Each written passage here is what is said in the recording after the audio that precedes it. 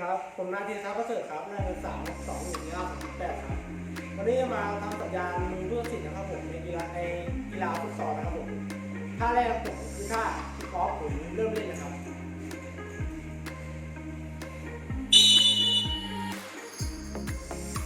ท่าที่2ครับผมคือการทำฟาวล์นะครับ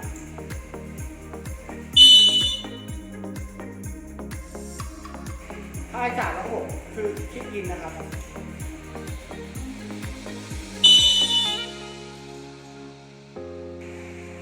ครับผมท่าต่อไปนะครับผมคือลูกเตะมุมนะครับ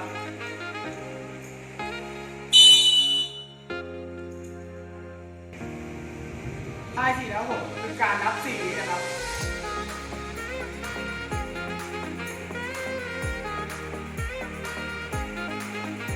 ท่าที่6นะครับผมคือการถ่อเวลานอกครับ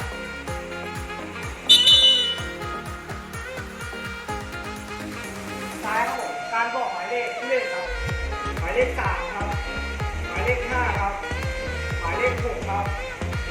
หมายเลข9ครับแล้วก็หมายเลข